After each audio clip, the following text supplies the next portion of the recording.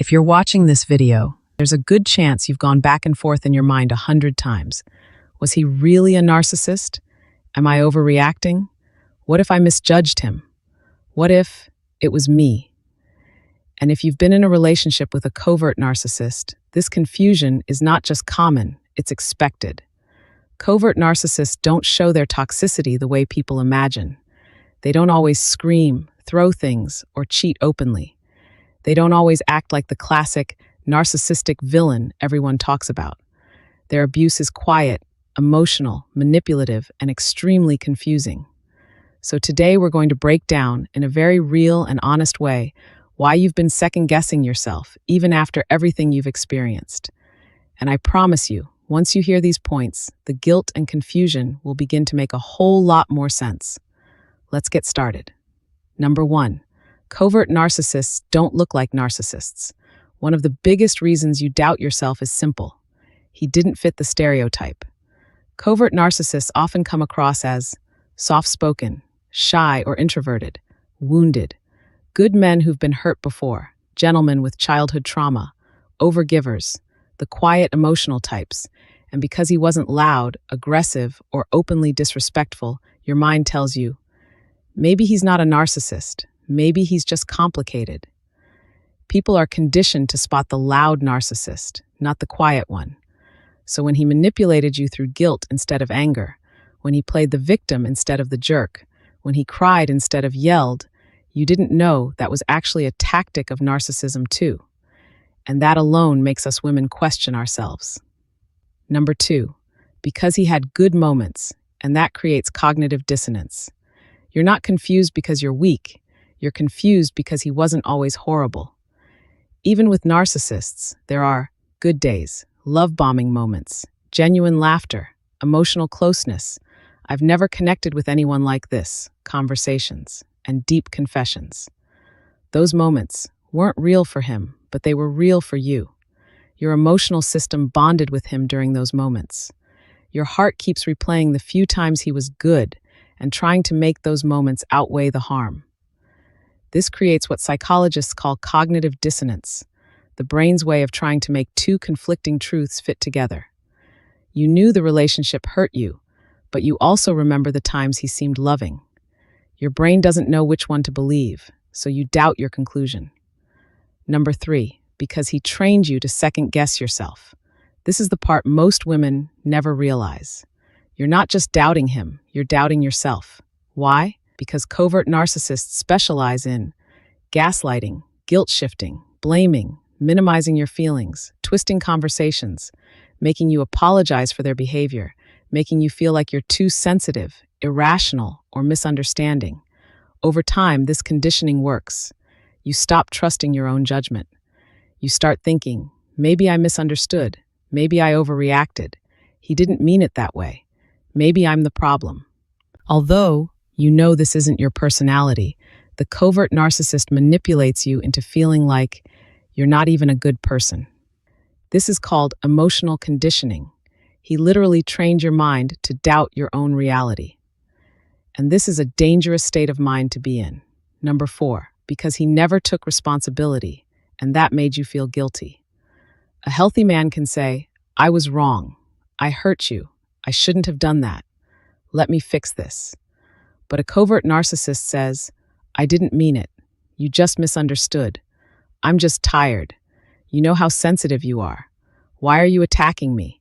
I've been going through so much. Notice what's missing? Accountability.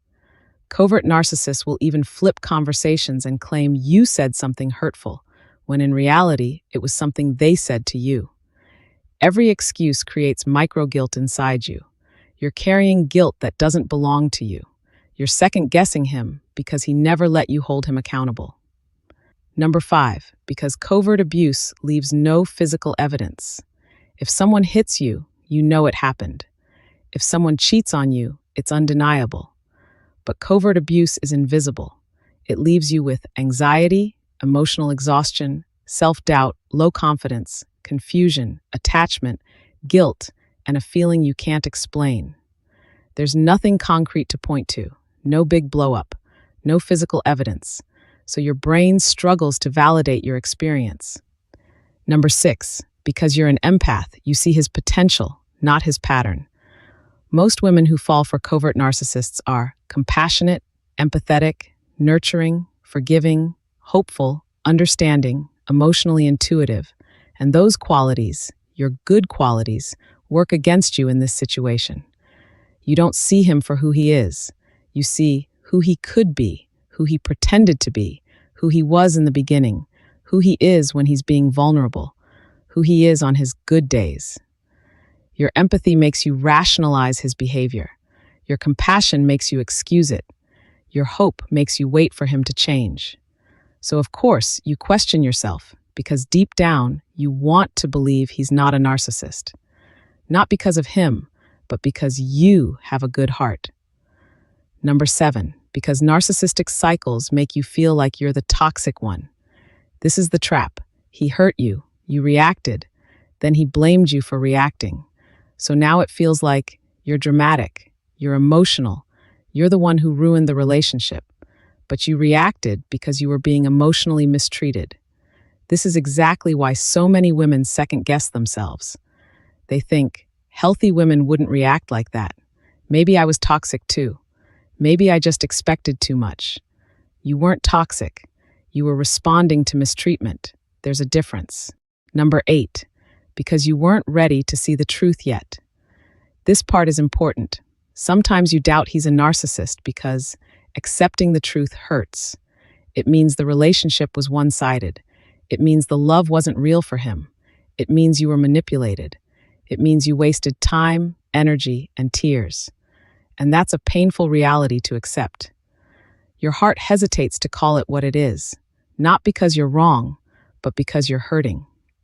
Healing takes time, and sometimes clarity comes in layers.